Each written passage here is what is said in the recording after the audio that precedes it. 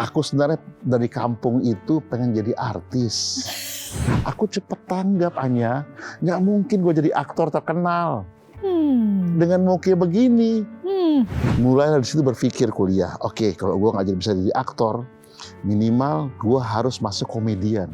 Nah, yang ngasih nama itu juga Krisdayanti, nama Super Bejo. Kita ini harus kembali ke organik. Nggak melalui harus dengan handphone, dengan medsos. Edwin itu orangnya nggak bego-bego amat. Dia pintar kok untuk hidup. Namanya kadang-kadang orang yang sedang berada di top atau banyak orang lihat, itu dia merasa dirinya hebat, keakuannya tinggi. Jadi janganlah selalu mengaku-akukan. Tapi di atas aku itu ada lagi yang memberikan kita inspirasi, kesempatan. Titik terendah itu ketika kita merasa kita ini nggak bisa apa-apa tanpa Tuhan. Halo pemirsa, sahabat saya yang akan bercerita dari hati ke hati kali ini adalah seorang presenter yang merangkap komedian, aktor, bahkan penyanyi. Bersama sahabatnya, ia dulu tergabung dalam duo Super Bejo. Dan bisa dibilang tahun 90-an merupakan tahun keemasan bagi mereka. Bagaimana ya kabar dari Super Bejo? Yuk, pada kesempatan hari ini langsung saja kita mau ngobrol-ngobrol lebih lanjut bersama dengan Tengku Edwin atau dikenal dengan panggilan Edwin Bejo bersama sang istri Lia Novita.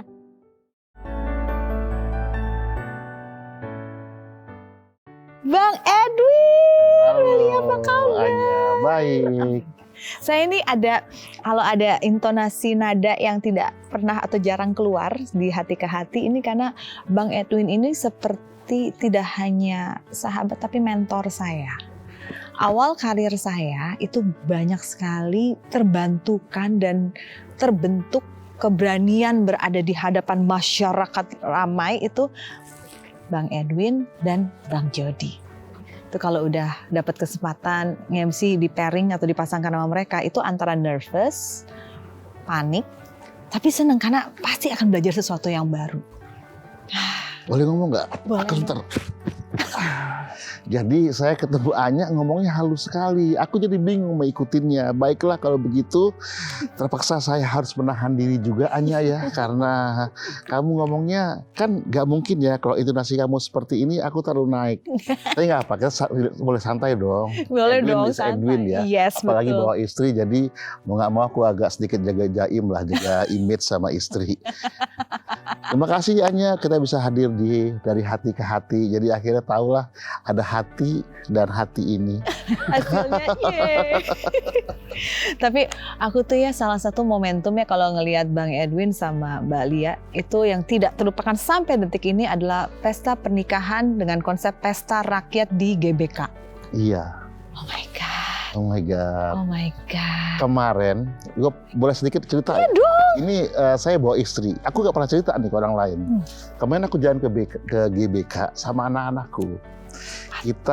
Anakku 4 sekarang. Kita berhentilah di depan parkir Timur Senayan. Sekarang kan keren banget ya. Wah gede. Terus aku bilang sama Lia, "Yang, lu tahu nggak tempat ini?" Nggak tahu katanya. Dia nggak tahu, nggak ngeh.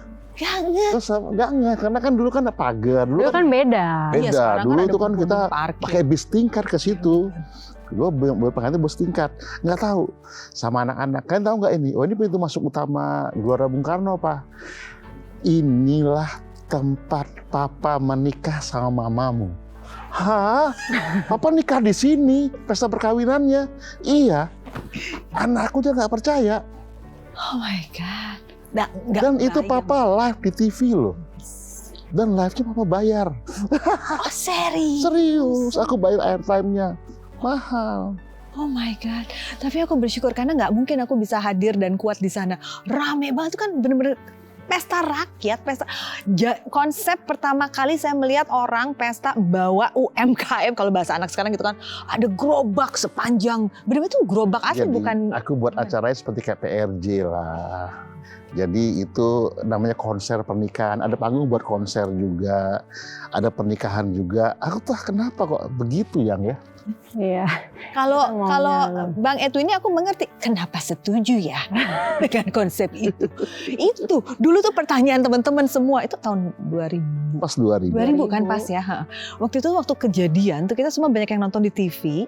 Itu benar-benar kayak karnaval. Ada badutnya, ada siang apa yang tinggi-tinggi itu. Iya. Bang Edwin masuk. Ada Riau Ponorogo, ada drum band, ada Rapai Pase, semua komplit. Ada balon raksasa. Itu sih amazing. Oh ya, balon raksasa. Ya cuman Balon ya dulu trompet itu kan, aku juga bingung ya, dulu itu kita masih zamannya kaset. Jadi aku belum punya dokumentasi, lagi nyari. Ya. Kayaknya perlu juga aku kasih tahu orang-orang bagaimana pernikahan ya. Orang lupa sama Edwin dulu, kayaknya geloknya yang tahu orang lama kali ya.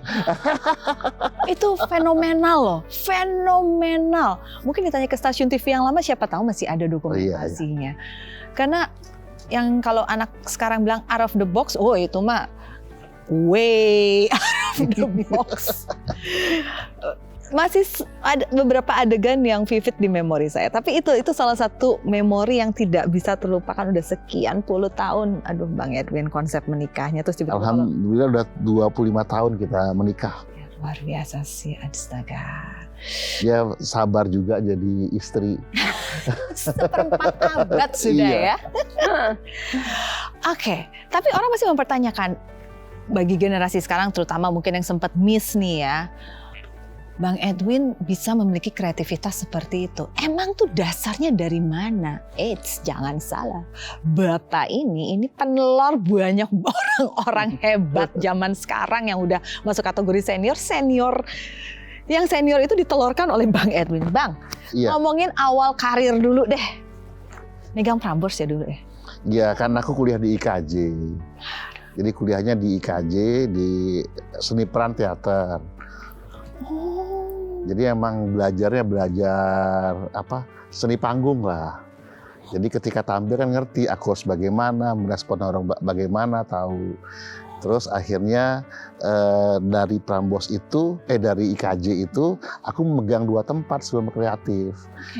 Jadi kalau orang bilang dulu, sebenarnya kalau kamu sukses, peganglah tempat yang kira-kira hits di daerahmu, sehingga kamu bisa maju gitu kan. Nah akhirnya di saat itu yang paling keren kan itu radionya Prambors.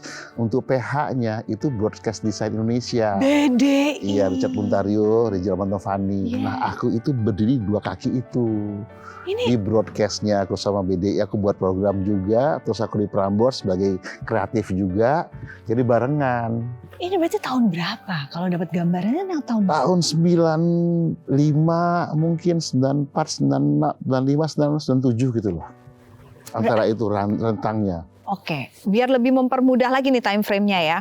Era itu penyiar Prambosnya tuh siapa? 94, 95, 96? Dulu itu kan mungkin yang pas zamannya masuk setelah ada Tenda Mangkal, itu orang kenal Becky, Rebecca Tumewu, Ari, ya kan, terus ganti Irfan Angga, masih di situ tuh. Terus sebelumnya itu ada Jimmy Gideon untuk malamnya lah. Itu yang saya maksud. Para senior, nah ini the person. Iya ya.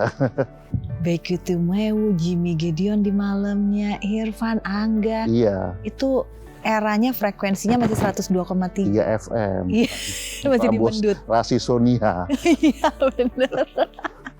Ya teman Edwin di off air, bagian tuh off airnya. Jadi zaman dulu itu belum ada IO.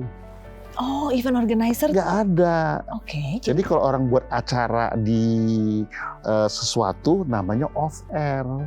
Karena acara yang on air ya kayak TV ini radio. Oke. Nah ini bikinlah tuh sama teman yang akhirnya IO yang besar sekarang semua jebolan Rambos zaman dulu itu juga. Akhirnya sekarang jadi bos-bos IU yang ternama semuanya. Yang nonton tahu pasti. Ya ampun. Oke, tapi kan banyak orang yang, kalau saya lihat kebanyakan nih orang kebalik kan, dari yang depan layar lalu membangun bisnis untuk yang belakang layar nih, jadi bosnya gitu. Iya. Sedangkan Bang Edwin itu memulai karir di belakang layar sampai akhirnya memegang layar dan panggung sendiri. Itulah, aku sebenarnya dari kampung itu pengen jadi artis. Aku kuliah di IKJ, ya kau dengar aja lah ya cerita suamimu ini. Ya emang aku menikah dengan Lia ini karena perbedaan. Istrinya nggak banyak omong, lakinya suka ngomong. Jadi balance kan. Jadi Anya, gue dari Aceh ke Jakarta, cita-cita pengen jadi artis. Oke. Terlalu besar cita-citanya kata orang. Terus muke pas-pasan. Anak kampung ke Jakarta, masuk IKJ keterima. Akhirnya aku masuk seni peran teater. Tetap pengen jadi aktor, jadi artis. Pas di ospek segala macam, akhirnya aku belajar, dikasihlah buku panduan. Bagaimana menjadi seorang aktor. Bukalah bukunya belajar, ternyata syarat pertama menjadi aktor itu atau artis itu kalau yang laki-laki syarat pertamanya ganteng, syarat perempuannya cantik. Kenapa? Karena kalau misalnya jelek nggak mungkin jadi peran utama. Aku cepet tanggap Anya, nggak mungkin gue jadi aktor terkenal dengan muka begini. Akhirnya mulai dari situ berpikir kuliah. Oke, kalau gue nggak bisa jadi aktor, minimal gue harus masuk komedian. Dulu ada Warkop, Dono Kasino Indro masih bisa ngetop karena mereka lucu. Tapi aku sendirian ya kuat juga, gimana? Akhirnya aku cari Jody menjadi partner. Tapi untuk main film ribet, harus terkenal dulu. Nah akhirnya aku pilih tetap pengen jadi yang utama. Aku pilih jadi MC. Ketika orang mau jadi MC, aku tahu caranya. Tempatnya ada di Prambors, ada di BDI, masuk pelan-pelan. Terus pas aku kan kreatif buat gamenya, ini emang agak kotor jangan. Buat gamenya yang dimainkan oleh Jimmy nggak berhasil, agak-agak susah gitunya. Aku bilang sama bosnya, yang bisa main itu Edwin. Akhirnya aku tampil, rame. Akhirnya diajak terus. Akhirnya dari games maker, aku emang jago buat games. Akhirnya naik jadi MC. Nah ketika MC di BDI juga main, entah kenapa di intermezzo gue ikut. Intermezzo itu kan yang main Arman Maulana, Cindy Fatika, Sarah Sehan, terus Edwin pengen, tapi nggak ada slot. Oke lah kalau gitu aku jadi Flintstone aja, tapi nggak ada slot. Aku minta di belakangnya deh, pas credit title, Edwin muncul jadi Flintstone. Ternyata dari Flintstone yang aneh itu, jadi Edwin yang utamanya. Jadi emang buat sengaja bikin bagaimana caranya berkreatif untuk menjual diri kita. Jadi nggak usah lah di segmen ini atau di segmennya Anya aku muncul deh terakhir aja pas dari title, aku acting. Tapi orang perhatian ini orang gila siapa jadi manusia purba naik mobil Flintstone di Sudirman gitu loh kan. Ingat nggak yang? Itu jijik kali sama gue dulu ya. Terus Astagfirullah. Jadi aku sama Lia kayak teman sih, ngomongnya kayak teman biasa aja ya Lia gitu kan. Ya akhirnya di situ orang lihat ini perjalanan karir ya kan, tanya-tanyaan panjang ya. Akhirnya masuk ke gol. Nah gol itu sebenarnya mereka pengen sport. Tapi karena Edwin petakilan, teriak-teriak segala macam, malah jadi orang rame. Dulu mungkin studioku tuh orang ngantri buat nonton, harus kita siapin tiket buat mereka masuk. Jadi bukan penonton bayaran, malah orang pengen ngantri masuk untuk nonton acara karena pengen dia orang gila. Ada cerita lagi di situ yang lucu Anya. Kan banyak orang yang ngefans itu karena Edwin botak, pengen alasan mau masuk, aku ngidam pengen ngelus-ngelus kepala gitu. Jadi setiap sebelum acara itu ada barisan ibu ngidam dan aku lewat ceng. Jadi Astaga. Gue nggak tahu apa mereka cuma bisa masuk. Tapi setelah 10 tahun kemudian, aku di mall, di pameran, diteriakin ibu-ibu, Edwin sini, ingat saya nggak? Nggak Bu, masa kamu lupa saya tuh yang ngidam ngelus-ngelus kepala kamu waktu acara gol. Oh iya Bu, nyesel saya, anak saya jelek katanya. Ya ibu mungkin suaminya jelek Bu, gue bilang jangan salahin saya. Astaga. Aduh. Jadi si Anya ini membuka memori Edwin di sini jadi cerita, jadi kayak bukan cerita TV, kayak ngobrol-ngobrol santai. Loh, memang di sini. Di sini tempat. Iya, minum sayang. Tapi gini. Hati-hati kita jadi nggak dibuka sini yang. Tapi nggak, ini yang menarik dan tidak pernah terjawab karena emang kesempatan untuk nanya ke Bang Edwin tuh belum pernah tersampaikan, Mbak Lia. Adalah bagaimana Mbak Lia ketemu dengan Bang Edwin dan kok bisa jatuh hati itu gimana? Karena jujur ya, maaf ya Bang, maaf banget nih, maaf. Waktu terjadi. Gue aja nggak tahu dia tuh hati kenapa Bang gue, karena dia waktu gue kenal masih anak-anak. Iya kan 19 tahun waktu itu usia. Iyalah, gue nggak, gue kenal dia masih SMP dulu. Lah, SMP kelas 3. Lah, coba dijelaskan. Jadi ketemu Bang Edwin waktu itu Mbak Lia masih SMP kelas 3. Iya. Aku nggak tahu karena dia tinggi. Waktu di SMP udah gede, gue nggak tahu. Edwin nggak tahu. Di mana? Dia. Sah, bentar. Gantian. Gemes deh. Ya. Ketemunya waktu pas syuting bareng, syuting gol-gol itu. Oh my God. Aku kan modelnya. Oh my God. Di situlah ketemu dia. Dan dia yang selalu kalau udah selesai acara, aku kan selalu bersihin make up dulu gitu. Ya, selalu nimbrung. Jangan terlalu buka rahasia kalau ngelaba lu gitu loh. Iya, selalu nimbrung dia. Oke. Jadilah ngobrol. Jadi ngobrol. Terus kelakuannya juga agak-agak tengil kan gitu. Jadi yang isinya orang apaan sih gitu ya kan. Dia mulut juga gitu. Sampai akhirnya dapet dia juga. Oke. Apa yang membuat Lia jatuh hati pada Bang Edwin? Kan Bang Edwin aja sendiri ngomong, ya modal aktornya nggak ada katanya. Tapi emang saya bisa menjawab dalam hati saya, tapi biarlah dari Mbak Lia aja. Apa yang akhirnya meluluhkan hati Mbak Lia? Enggak, kan sebenarnya waktu itu kan awal aja kan. Kita masih lama lagi nggak ketemu, terus tiba-tiba dia menongolkan diri datang ke rumah, kan pede banget. Jadi kan ini anak SMP, nggak mungkin lah, karena nggak tahu kan. Akhirnya gue udah lepasin aja biar dia jalan. Tapi setelah ternyata gue syuting di daerah Cinere, rumahnya kan di Kemang. Ini suka lewat. Ini rumahnya Lia lewat. Terus suka ngeliat. Akhirnya pengen, iya.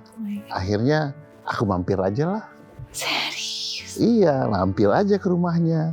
Nih for your information reminder ya pemirsa, era itu tuh belum ada handphone. Iya. Ya misalnya handphone ada tapi yang ya nggak umum lah ya. Belum ada handphone ya? Pager. Ada, iya pager ya, mana pager juga. Pager dulu, komunikasi tidak semudah sekarang. Iya, jadi lewat ke rumahnya. Jadi kayak zaman dulu, walaupun di Jakarta lewat. Karena kan gengsi juga kan, cowoknya juga lumayan banyak dulu. Terus jatuhnya ke Bang Edwin apa? Apalagi tadi udah ada pengantarnya tadi, cowoknya aja banyak. Kenapa Bang Edwin? Apa yang Lia lihat di dalam diri Bang Edwin? Apa ya? Hilaf kali ya, Win. Ya gue ngelamar langsung aja. Tapi soalnya kan dia yang paling nggak malu lah ngomong sama orang tua gitu. Dia minta restu apa segala macam caranya gitu. tahu. Jadi kalau sudah niat, ya aku datang langsung aja. Utarakan niat baik, aku pengen nikahin, mau tanggung jawab, ya udah. Cuman dia yang paling pede juga sih, maksudnya datang ngomong gitu sama orang tua. Jadi pendekatnya orang tua juga. Waduh, tekniknya gitu ya, orang tua dulu diambil hatinya, nanti anaknya. Terus kalau jalan itu misalnya, nanti pulang jam berapa? Misalnya dia bilang jam 11 atau jam 12, itu on time. Bapak nunggu di pagar tuh. Iya kan? nunggu. Tapi gue tahu ini, Edwin tahu bagaimana ke situ untuk bahwa kita orangnya bertanggung jawab. Membangun trust-nya. Iya, sebenarnya caranya untuk mendapatkan calon istri itu ya seperti itu aja sih. Tunjukin tanggung jawab sama tunjukin rekening. Tahun 2000, tahun 90 ke 2000, rekeningnya Kalau ada bank kan ada yang regular, priority, private. Nah, private. Iya, private. Private banking ini Private. kategori. Diam-diam itu sebenarnya. Waktu itu cerita dong, datang ngelamarnya gimana? Jadi kayak ada fase pacaran. Pacaran ada. Terus nyambung. Putus Iya. nyambung. Hah? Apa yang bisa bikin putus terus bisa bikin nyambung lagi? Gue datang lagi, Edwin datang lagi aja. Edwin datang lagi ke tempat dia. Terus dia ke siapa? Nggak apa-apa, nggak pernah marah. Kan dia masih, kita sadar umurku 30, dia 20-an misalnya gitu kan. Kan pasti beda. Tapi sampai endingnya Edwin bilang gini, ini usia aku menikah. Sekarang yang termasuk pacaran kamu hari ini. Ya, jadi kalau misalnya mau kita nikah. Kalau enggak udah selesai. Ngapain lagi kita pacaran, tiba-tiba nggak nikah. Mendingan sekarang jadiin aja, halal, sah, udah cukup. Nanti Lianya bisa menjalankan juga aktivitasnya seperti biasa, nggak Edwin larang gitu kan. Nah itu salahnya dulu itu. Jadi aku agak bebasin dia, nggak seperti istri yang harus bagaimana. Dia menikah tapi kayak temen gitu loh. Oke. Akhirnya keterusan sampai sekarang. Oke. Ya memang kalau berhadapan dengan Bang Edwin itu terkadang mesti hati-hati ya. Garis antara canda dan serius itu agak tipis. Ya jadi begitu kayak teman aja akhirnya. Jadi nggak seperti istri yang sama suaminya bagaimana gitu. Salah juga gue buat terus seperti itu. Ya, nggak. Tolong diserap. Tapi ya udah nggak apa-apa. Tapi ini yang terbaik ya kita sudah jalan 5 tahun, nggak ada masalah. Dia happy atau nggak happy, aku nggak peduli juga. Biar aja, penting dia seneng aja masih. Lia ikut. Dia di rumah. Jalan. Jadi kita nggak lah, santai aja.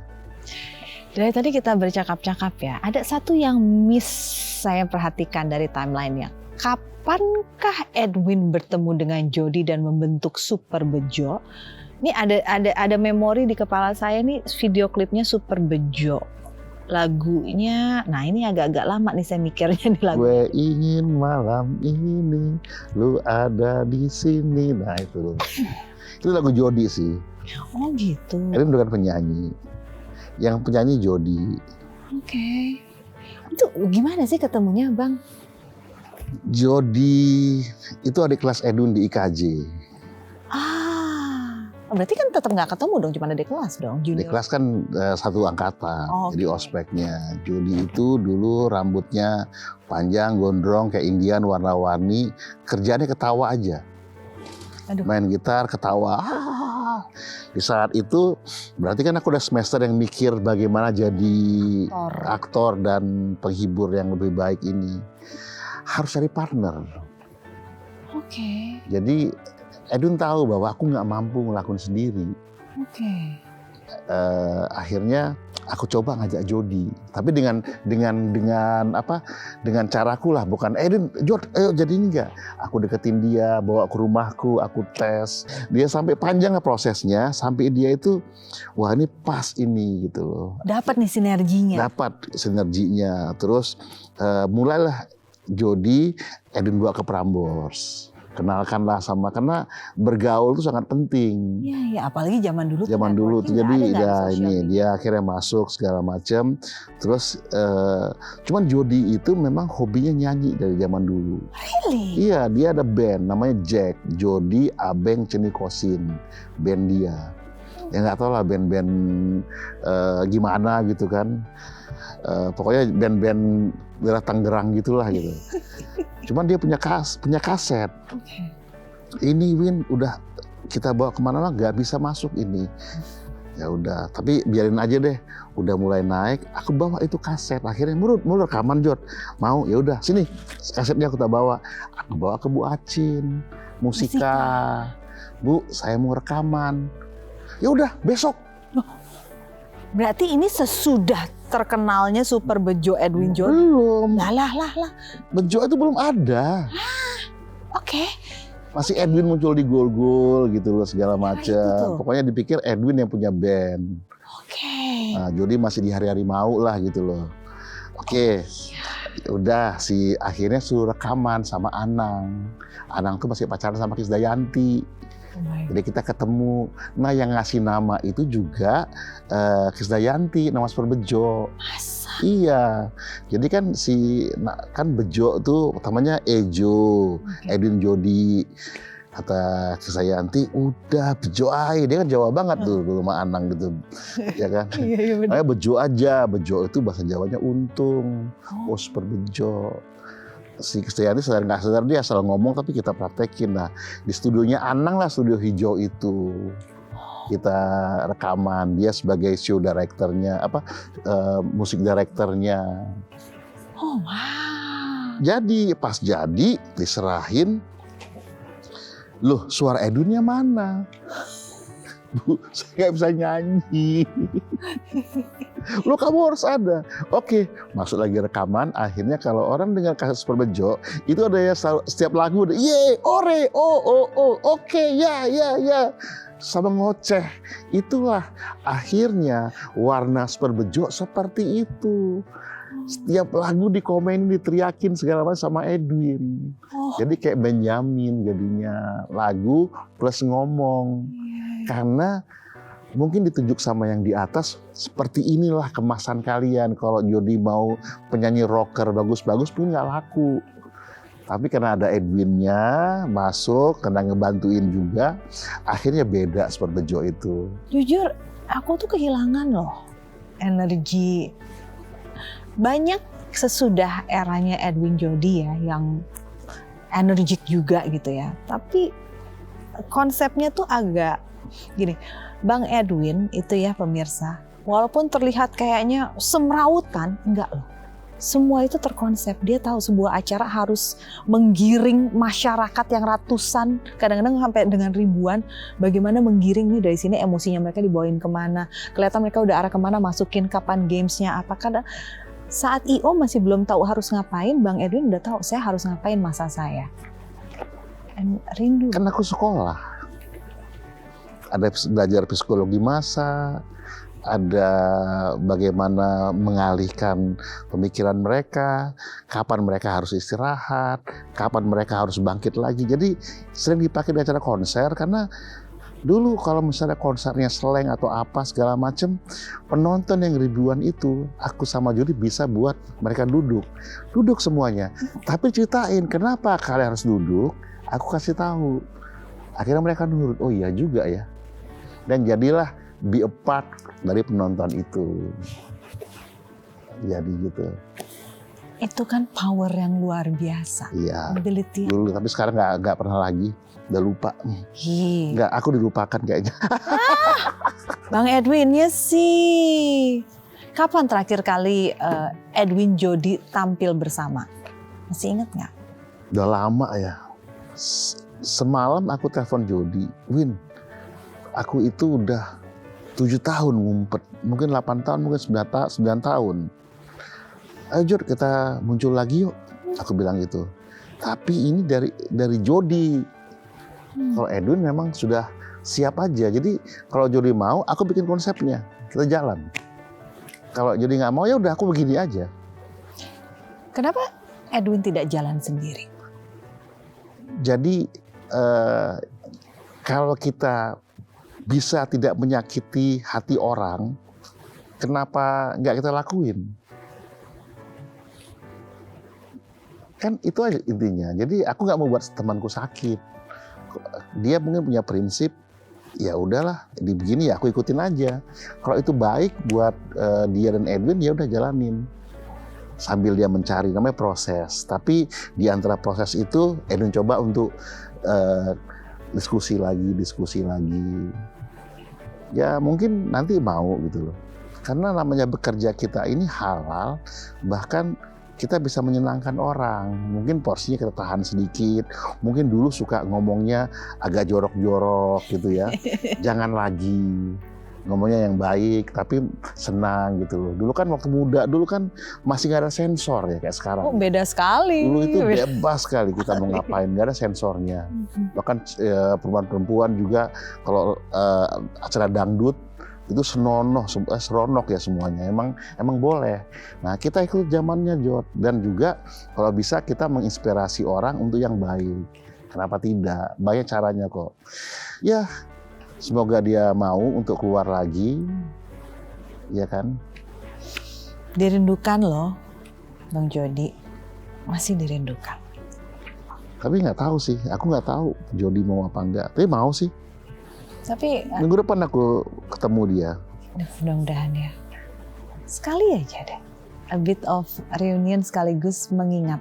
Iya, iya. Dia tuh talented banget orangnya. Edwin tahu yang nggak bisa di Edwin tuh bisa di Jody. Tapi Jody sadar bahwa yang tahu timing kapan aku harus keluar, kapan stop itu Edwin.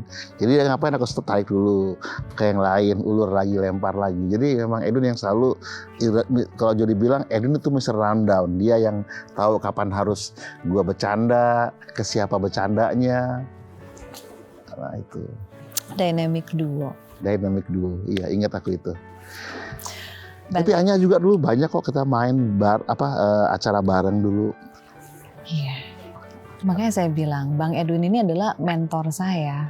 Karena saya orangnya basically ya memang aku tuh orangnya nggak beranian, maluan aslinya. Cuman terkadang melihat orang bisa terbawa energinya. Nah kalau ketemu dengan Bang Edwin dan Bang Jody, muka tegang tuh apalagi kalau ngeliat massa banyak itu takut loh. Itu kan dulu kan awalnya Anya. Sekarang Anya ini sudah belasan tahun melintang. Jadi ini bukan inspirasi. Kan ini TV inspirasi juga untuk orang lain kan. Aku kasih tahu kuncinya. Bagaimana orang bisa jadi pede. Dia juga harus dengar ini yang sayang tadi kita terpotong terus. Yang penting untuk bisa jadi pede, kita harus mengerti dan berilmu. Ketika kita punya dasar itu, kita tampil pasti berani. Karena kemarin belum terlalu mengerti dan ibunya kurang takut. Tapi ketika Anya sudah tahu di sini harus acara apa, bersikap apa, punya data, sehingga percaya dirinya keluar, aura dari dalam juga keluar, sehingga orang melihatnya bahwa ini pantas untuk duduk di sini sebagai host. Begitu. Mbak Lia adalah orang yang melihat perjalanan Bang Edwin mulai dari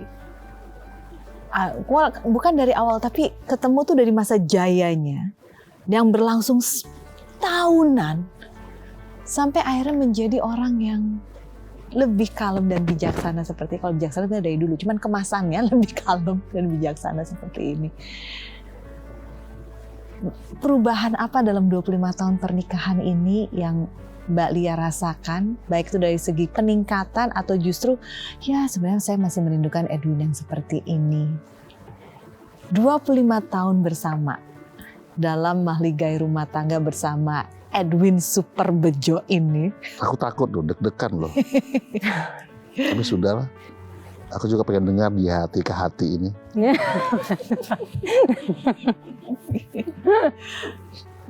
Gimana silakan Mbak Lia.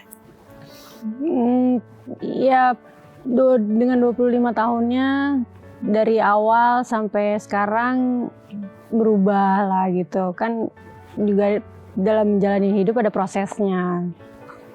Gitu ya, aku selama ini juga percaya sama Edwin, bisa menjalani terus sampai akhirnya dengan 4 anak seperti itu, kayak gitu ya, pokoknya banyak lah. Dan pelan-pelan juga dia berubah dari yang tadinya gitu sekarang udah agak kalem gitu.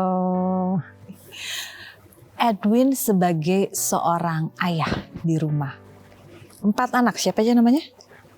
Mala Syahputri, Cut Audrey Syahfitri, Teku Raka Syahputra, Teku Yuro Syahputra.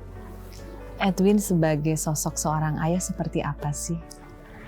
Dia sosok ayah yang ya bertanggung jawab pada anak-anaknya, dan karena dia juga dulu sibuk ya, jadi kurang merangkul anak-anak gitu. Tapi semenjak anak-anak udah dewasa dan dia baru sadar, oh ternyata anak kita udah pada gede-gede ya gitu, dan dia mulai yang oh kamu harus kayak gini. Dan anak-anak jadi kayak ngeliat bapaknya tuh, kadang kan bapaknya juga karena bapaknya udah old banget gitu, kadang juga old school banget, anaknya juga kadang nggak terima gitu.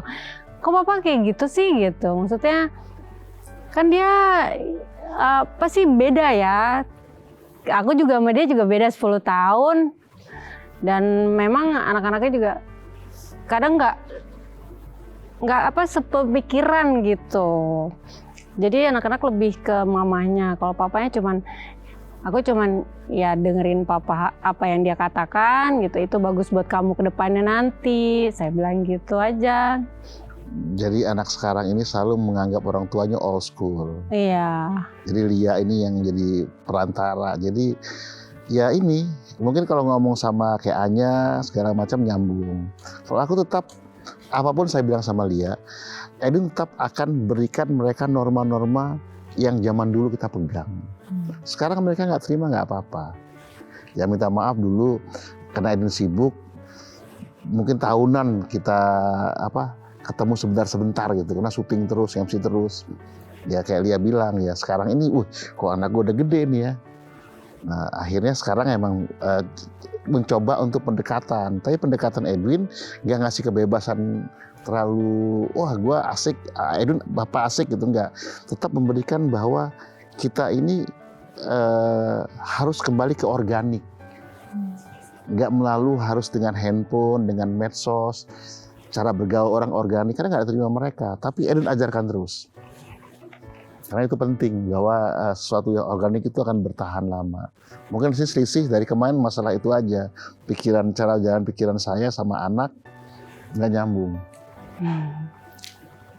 Tadi kan dari Kastel juga Mbak Lia, dan kalau saya mengerti betapa penuhnya jadwal Edwin Jody itu. Penuh banget.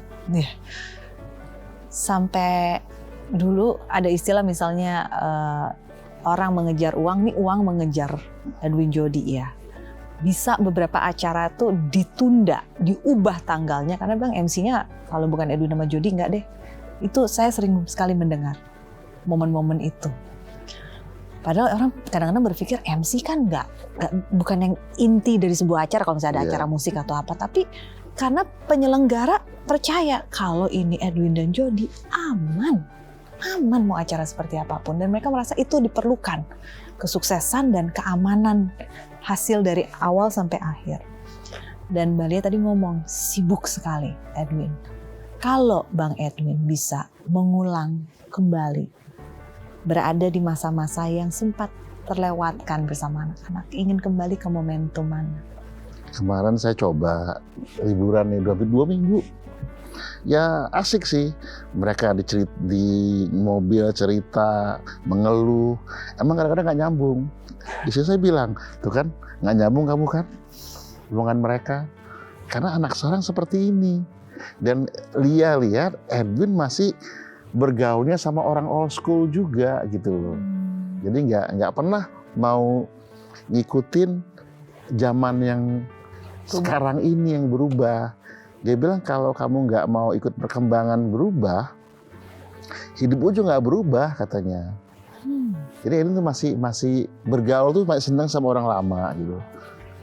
Mendengar itu dari Mbak Lia, gimana rasanya? Ya akhirnya ya aku cobalah untuk ngikutin apa maunya anak-anak.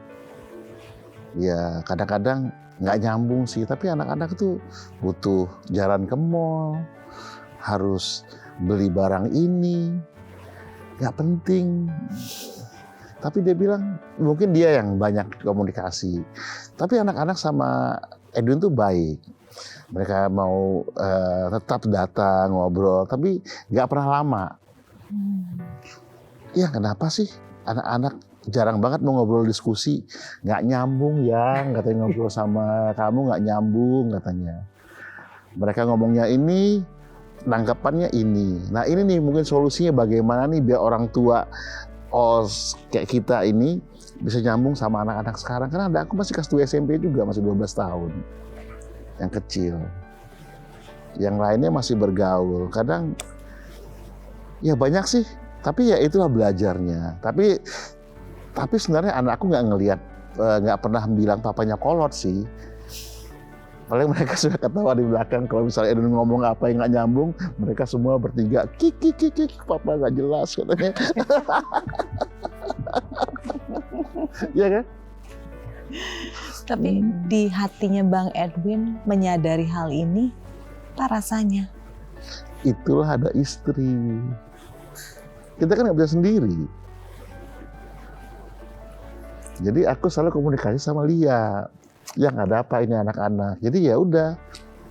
Jadi itulah gunanya istri, menjadi madrasah anak-anaknya, di situ dia. Karena kan juga kalau papa hanya komunikasi dengan anak misalnya sesuatu apa gitu, akhirnya mereka yang ribut gitu. Karena dengan ocehan bapak ini nggak masuk ke anak gitu, jadi belum bisa diterima sama anaknya gitu. Karena dia ngomong serius banget gitu kan. Enggak, aku bukanya serius kayak tuh capek. Nah, nanti emaknya yang nengahin. Ya, aku pikir nggak masalah, ini no problem, kita fine aja keluarga kita. Karena itu tugas Lia, komunikasi sama anak, jelasin papa seperti ini, kamu seperti ini, dan dia jelasin anaknya seperti ini. Oh ya udah. Di mata Bang Edwin, Mbak Lia ini ibu yang seperti apa sih? Ya, kalau aku nggak terlalu bisa muji ya, dan nggak juga mencela. Cuman kalau bisa dikatakan sangat membantu lah, membantu untuk memang tugasnya itu untuk keluarga, bukan untuk pekerjaan. Dia bukan istri yang membantu orang seperti istri orang yang sibuk mengurusi pekerjaan suami. Kamu kerja apa? Dapat berapa? Habis kemana? Dia nggak pernah mau tahu Edwin uang pakai buat apa, mau belanja, mau ngasih siapa. Dia nggak pernah peduli itu. Pokoknya dia tahu bahwa Edwin untuk rumah tangga pasti utama. Jadi nggak terlalu mengatur Edwin untuk mau buat apapun gitu loh. Yang penting dia yang minta adalah keperluan keluarga, untuk sekolah, rumah tangga, untuk dianya pastinya. Udah seperti itu aja. Jadi nggak pernah, kamu nggak kerja nih, cari kerjaan dong, ngapain? Atau ini hasilnya berapa? Ini dibayar berapa? Keluar kemana? Itu enggak. Itu bagus. Walaupun kadang-kadang perlu juga ada istri yang ngebantu, sehingga ini peran istri, sehingga karir suaminya naik. Karena kalau ini nggak ke sana sih, malah dia membantunya dengan tahu suaminya termasuk orang yang keras kepala, dikasih tahu, jadi kasih kebebasan juga. Bang, ya. Maaf nih bawa nostalgianya cukup banyak. Apa sih yang ada nggak? Bukan apa sih, ada nggak yang dirindukan dari masa-masa Edwin Jody Super Bejo itu? Ya sebenarnya rindu lah untuk bawa acara ya. Bagaimanapun kan kesannya kita ini MC atau presenter. Jadi pengen punya acara berdua gitu ya. Tapi ya nggak harus ngoyo, karena mungkin semua ada jalan. Dan kita juga memberi kesempatan untuk yang muda-muda bangkit. Jadi nggak usah khawatir, aku ini bukan orang yang pengen menyodok diri, enggak. At least Tapi, jadi mentor mereka. Iya, boleh kalau mau nanya. Kadang mereka sudah merasa pintar semua. Enggak. Kayak tadi tips yang dilakukan atau diberikan oleh Bang Edwin ke aku untuk bisa percaya diri adalah mengetahui bahan-bahannya semua kan, dan satu lagi ya berilmu, maksudnya pengalaman. Iya. Jadi akhirnya pede kan, karena udah tahu. Nah, intinya itu aja. Yang mereka kurang miliki adalah pengalaman dan jam terbang, yang itu kan Bang Edwin memiliki banyak. Ayolah jadi mentor lah buat kita. Insya Allah. Amin. Tapi salah satu Terus ya. Iya. Salah satu hal yang membuat saya ingin mendapatkan mentorship dari Mbak Lia adalah satu. Bagaimana mempertahankan 25 tahun pernikahan dengan Bang Edwin. Karena jujur, ini dari aku banget nih ya. Bang Edwin ini ketawanya lebar. Suara ketawanya itu membuat kita juga pengen ikutan ketawa. Selalu kita dapat energi untuk, vibe-nya tuh positif sekali. Tapi jangan salah ya. Bang Edwin ini super duper serius orangnya, ya kan Eri? Super duper serius. Kalau zaman dulu sebelum kamera on, itu bicarain konsep acara itu super duper detail banget. Tidak mudah loh bisa berpasangan dengan Bang Edwin di acara manapun, susah. Yeah. Karena mengikuti dinamikanya itu kalau nggak terbiasa, so hard. Jadi saya tahu karakternya dan Bang Edwin ini cukup keras. Mau itu produser, sutradara, apapun. Kalau itu nggak benar sama dia dikritik-kritik. Tadi ngaling-ngaling. Tapi itu makanya banyak acara-acaranya dulu bertahan sampai tahunan di televisi. Nggak yang setahun 2 tahun, tahunan dan ikonik semuanya. Jadi apa kuncinya? Jangan bilang cuma kesabaran ya, please. Ada banyak hal lain yang harus kita pelajari karena tidak mudah. Pastinya tidak mudah. Ya salah satunya ya sabar. Kalau nggak sabar ya nggak bisa lah ngadepin orang seperti ini. Itu bahasa teori banget. Sabar itu tuh how gitu. Orang selalu kan bilang gitu dalam menghadapi segala hal. Sabar, ikhlas. Tapi kan praktek langkah demi langkahnya. Ya kalau praktek berat. Untuk menjalaninya tuh agak berat. Cuman ya dengan kesabaran yang penuh ya kita akan ya ngikutin aja gitu. Sekarang juga aku tetap yang ngikutin dia aja gitu, apa yang dia mau apa segala macam ya udah ikutin aja. Dulu Lia ini orang yang nggak bisa ngomong lah, dia kadang protes, kadang apa, tapi dia maksudnya mau mengikuti cara Edwin. Tapi ini sebenarnya apa yang dia katakan mungkin dia lupa ketika ibunya nggak setuju sama gue. Oke. Ya kan, maksudnya artis kan ada masanya, ada jam, nggak akan bisa hidup terus-terusan. Iya. Ya kan, dia, lu serius sama Edwin kata ibunya, kamu serius sama Edwin kata ibunya. Jawaban dia satu, dia bilang sama Edwin, Ma, Edwin itu orangnya nggak bego-bego amat. Dia pinter kok untuk hidup, intinya itu. Jadi mungkin satu hal yang bisa gue simpulkan, kita ini bagian menjalankan rumah tangga adalah trust, percaya. Jadi apapun bagaimanapun yang kita bikin, misalnya emosi, jarang pulang, pasti dia nggak ngapa-ngapain. Tapi apa yang dilakukan itu adalah untuk rumah tangga, untuk kita berdua. Itu yang aku build di rumah tangga ini. Udah, Edwin pergi, pasti untuk kita kok, bukan untuk siapa-siapa gitu. Tolong percaya. Nah cuman dia mengambilnya secara lurus aja. Ketika Edwin pergi atau kemana, dia nggak pernah nelpon. Nggak kayak istri-istri lain nanya gitu loh. Kan percaya ya berarti. Iya bener sih. Dia nggak pernah. Pengen dicariin. Kadang-kadang pengen juga ada telepon. Bahkan sekarang kalau ada telepon dari Lia atau anak-anak, aku takut. Ada apa ini? Saking nggak pernah diteleponnya. Ada darurat nih kayaknya. Iya, emang nggak pernah ditelepon, kecuali minta transfer. Ya paling lebih banyak sih dia yang nelpon, paling tapi sekali aja gitu. Kan kadang kita kalau aku pergi sama temen gitu ya, temen tuh kadang diteleponin suami sampai 3 kali gitu. Kok aku nggak dapet telepon ya? Lagi mana berduanya emang begitu ternyata. Iya, dia jarang teleponan. Paling Edwin telepon dia kalau lagi macet di jalan, nggak ada teman lagi buat nelpon, ya aku telepon Lia lah. Nemenin di jalan. Dengan di jalan sampai selesai. Dia tahu itu. Kalau dulu sama ibuku, terus setiap macet, ibuku tahu ini pasti Edwin nelpon lagi macet ya, iya nelpon gitu. Nah sekarang gue pikir, oh ada Lia aja lah. Dia pernah telepon cewek lain. Ya? Iya ada orang suka gitu kan. Ya bener, daripada kita, itu kan mending telepon istri atau ibu kita atau siapa. Itu lebih baik. Iya. Oke. Saya mau coba sekarang. Nah, kalau Bang Edwin ini kan sebenarnya jagonya menciptakan beberapa permainan yang terkadang hard to believe gitu. Makanya dulu banyak banget games-games, quiz-quiz tuh yang kepikiran ya ini. Mastermind behind it. Ini Apa itu? ini adalah kalimat yang belum lengkap. Nggak bisa dapat ininya. Kalimat yang belum lengkap, kalimat yang belum sempurna karena harus diisi dengan rasa. Rasa dari orang yang memegang kertas ini untuk lawan bicaranya. Jadi Bang Edwin harus mengambil salah satu kertas, ada beberapa pilihan yang warnanya hijau nih. Yang paling atas aja lah. Aduh, yang paling, kalau laki-laki selalu gitu deh ya, diperhatiin ya. Kalau perempuan tuh biasanya ngumbek-ngumbek. Kalau yang laki-laki biasanya nyari-nyari.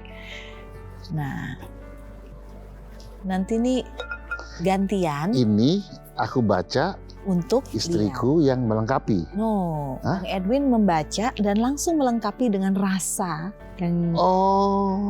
terpancing. Jadi kata-kata kalimat di sini aku lengkapin supaya untuk Lia ini. Iya. Males ya. Enggak males. Gue suka bermain kata-kata. Oke, mau siapa dulu? Lia dulu aja lah. Mukanya langsung aduh. Ini dulu lah. Ini kalimat Buka dari sini yang tuh ini. ya dari Mbak Lia untuk Bang Edwin. Ya, pengen dengar. Oke. Mm-mm. Aku sebutin.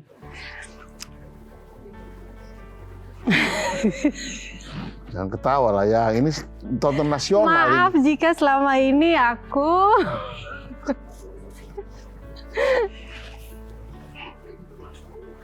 saya nggak mau.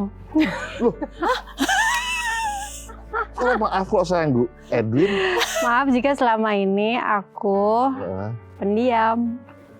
eh, Gimana? Ada pendapat. emang dia nggak banyak Iya, omong. emang kan selama ini aku emang pendiam kan. Nggak Mau banyak berantem pun minta. juga aku diam. Kenapa itu menjadi rasa bersalah yang dirasakan karena Mbak Lia diem tuh kenapa? Apa karena aku malas berdebat. Jadi aku diam aja. Kalau berdebat itu pasti ujung-ujungnya ribut kita kan. Jadi ya udah aku diem. Jadi aku nggak suka berdebat sebenarnya. Untuk menciptakan kedamaian. Iya. Tapi kadang-kadang laki-laki nggak suka digituin. Kita pengen, kenapa kamu diam? Ayo, apa maunya? Atau kenapa diam aja? Tapi Ngomong dong. bisa nerima nggak dari penjelasannya? Ini nggak apa-apa kalau Nah, nggak terima. Sekarang dia juga nggak terima. Jadi udah lebih baik aku diam aja biar dia mikir. Sebab dan Perempuan. akibat, Pak. Ini telur dan ayam. Iya, Karena itulah perempuan. Dia mau diam, tapi ada perempuan yang emang suka diam, ada yang cerewet. Tapi kalau ada suami-suami yang memang istrinya cerewet, rasain lu. jadi gimana? Enakan yang kayak gini? Kalau begini, ya dia sebenarnya mau dikomunikasi, asal kita mau ngorek-ngoreknya aja. Ya kan? Tapi dia nggak pernah larang, nggak pernah protes, nggak pernah apa. Jadi ini yang membuat Edwin lebih peka terhadap keluarga. Emang orangnya bisa diprotes, Bang Edwin? Kalau sama keluarga aku harus terima. Apalagi anak-anak. Kapan lagi kita? Giliran aku dong. Kalau anak-anak ya nomor 1 yang diutamakan. Iya. Kalau mereka mau apa, aku paksakan biar. Gitu. Dan dia pinter ngambil hati anak-anak juga. Dari muka sama anak-anak. Dari muka. Gantian.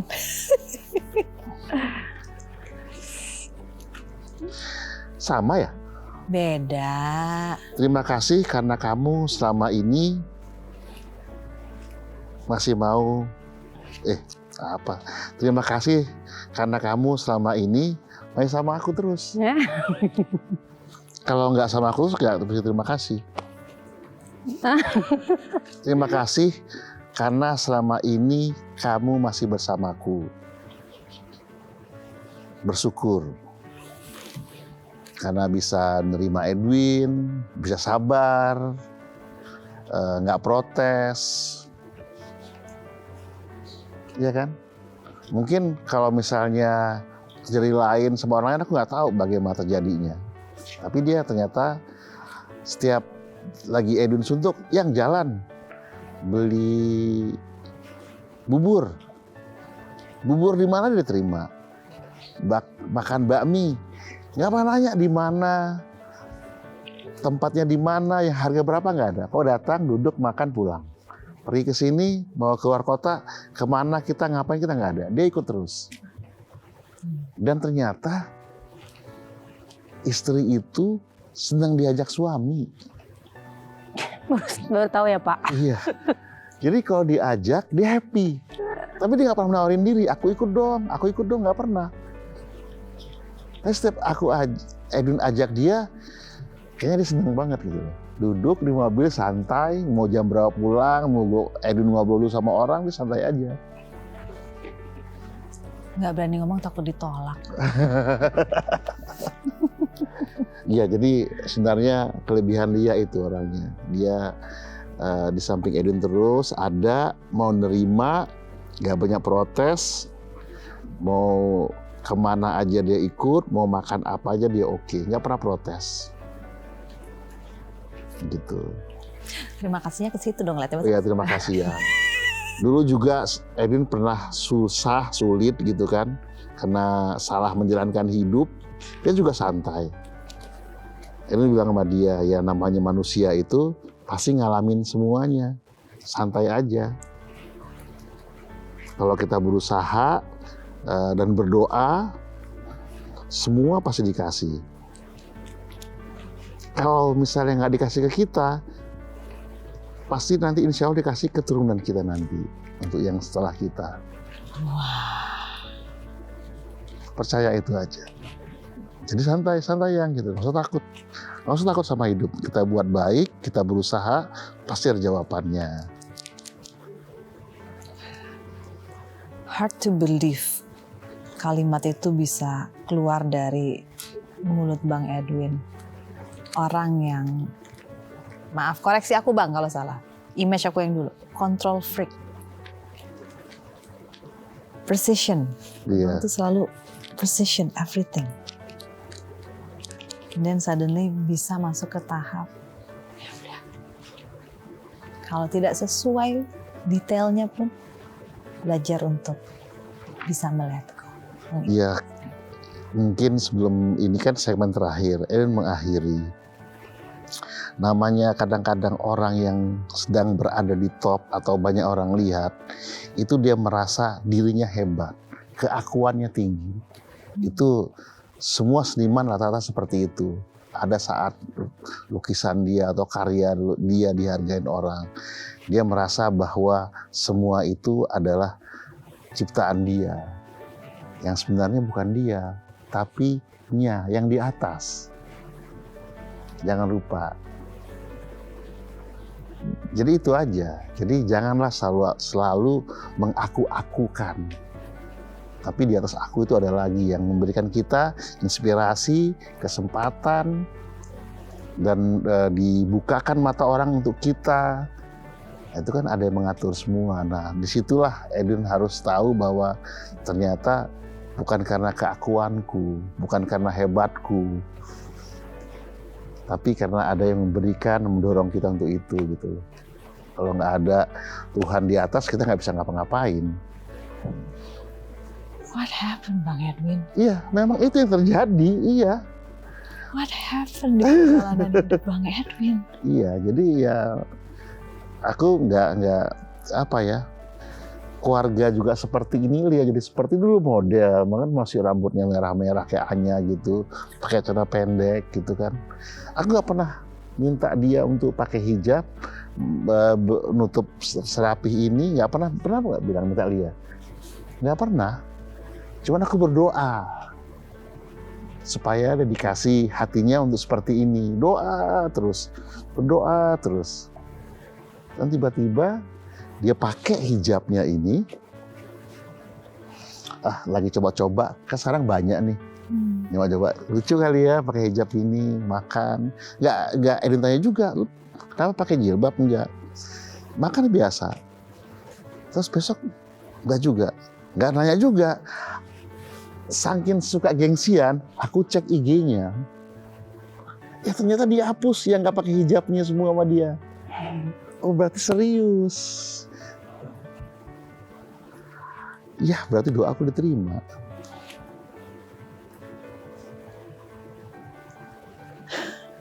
Itu the power of doa, itu harus doa terus minta lah.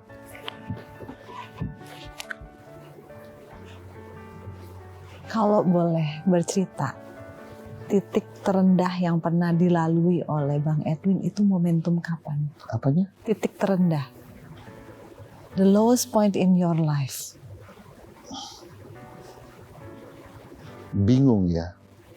Sebenarnya orang selalu mengatakan titik terendah itu adalah ketika dia nggak punya apa-apa. Selalu orang bilang gitu. Ternyata orang mengalami pas COVID, aku nggak punya apa-apa. Banyak seperti itu kan, nggak ada kerjaan. Tapi pertanyaan Edwin, ngalamin sendiri apa rame-rame? Rame-rame seluruh dunia. Ya, apa yang kau takutin? Titik terendah itu ketika kita merasa kita ini nggak bisa apa-apa tanpa Tuhan. Jadi sadar, oh ternyata aku berterima kasih dikasih hidayah untuk belajar ini. Bahwa semua ini aku harus minta. Dan minta itu dengan usaha. Jadi sabar, jadi nggak usah takut, sabar. Sampai ke, ini maaf ya, jadi ke spiritual ya. Di Islam itu ada saat-saat mustajab kita minta. Salat malam. Ya ini saat mustajab aku minta, ya Allah aku minta ini. Kalau misalnya aku nggak dikasih untukku, bang tadi, kasih keturunanku ya Allah, untuk anak mereka aja aku bilang. Jadi biar aku sekarang ini susah, asal anak istriku jangan. Sampai ke tahap itu di zaman COVID itu. Jadi memang saat kita nggak tahu, semua usaha kita tutup, tapi udah ngelihat, emang aku sendiri? Enggak, teman juga. Apa yang lu takut? Kecuali semuanya lagi party, kita di pojok, jadi kayak dalam, apa istilahnya itu, hanya kita kesepian di antara keramaian. Itu kan lu yang bego. Kalau lu kesepian, kalian masuklah ke keramaian itu bareng-bareng gitu loh. Itu kan yang mengurungkan diri. Jangan. Jadi di sini kita harus ngelihat luas dengan kesadaran, terus ya usaha. Terus pasti nggak akan hancur-hancurnya, nggak mungkin lah. Pasti dibantu sama teman minimal, asal ngomong, asal jangan buat curang. Kalau lu baik, pasti dibalas baik. Kalau lu jahat, pasti dibalas jahat. Itu aja. Maka jadilah orang sebaik-baiknya orang gitu loh. Tulus, udah selesai. Insya Allah, nggak ke kita juga, ke siapa kayak minimal ke istriku yang dibantu atau ke anak Edwin gitu loh. Gak usah nangis-nangis lah. Jalani hidup, berterima kasih, bersyukur, ya bekerja gitu loh. Terus ketika ada satu lagi yang penting. Kenapa orang bisa jadi baik? Kenapa? Karena kita bantu. Jadi kalau kita punya, ya bantulah orang lain. Jadi bersedekah itu penting. Jadi kalau cycle itu terjadi semua aman lah. Itu aja. Berbagi itu penting. Berbagi itu menambah bukan mengurangi.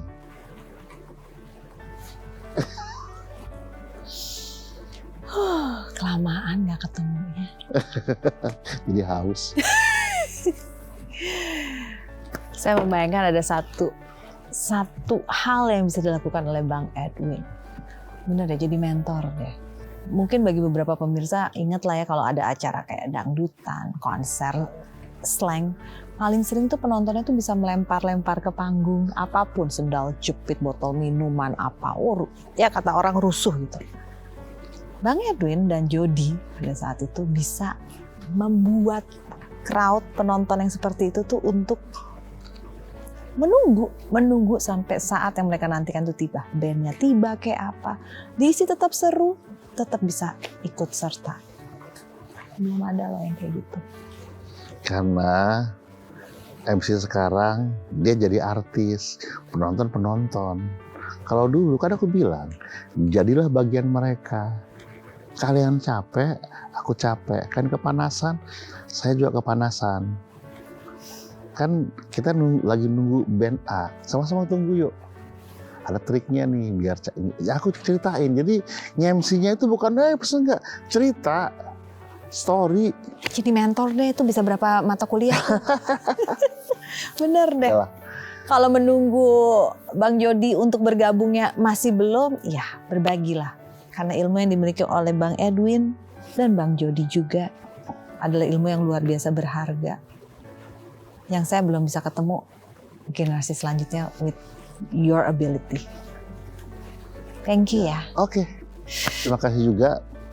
Thank you very much. Seneng mengisi rasa rindu yang sudah saking lamanya sampai terkubur banget. Dan sempat terlupakan sampai pas ketemu, oh my God. Rindu. Iya, masa lalu ya. Bener. Mbak Lia, terima kasih banyak. Sama-sama. Ya, makasih yang datang. Salam untuk anak-anak semua. Insya Allah. Ya harap maklum lah ya. Komunikasi emang menjadi satu hal yang penting sekali, tapi memang lintas generasi. Nggak usah orang tua sama anak. Di kantor jenjang beda aja levelnya udah susah komunikasi. Tapi pemirsa, kesempatan yang luar biasa hari ini saya bisa bertemu dengan sahabat yang sudah tahunan gak bertemu dan bisa berbagi cerita dengan Anda semua dan semoga menjadi inspirasi bagi Anda semua. Banyak pelajaran kebaikan yang bisa kita peroleh dalam kesempatan kali ini. Semoga ini bisa membantu ilmu dan wawasan Anda dan menjawab beberapa pertanyaan dalam kehidupan Anda yang belum Anda temukan jawabannya. Saya Nyedina pamit dari hadapan Anda. Terima kasih sekali lagi untuk kebersamaannya. Terima kasih Bang Edwin, terima kasih Lia. Dan terima kasih pemirsa, sampai jumpa dalam kesempatan. Saya Anya Dinov pamit. Bye-bye.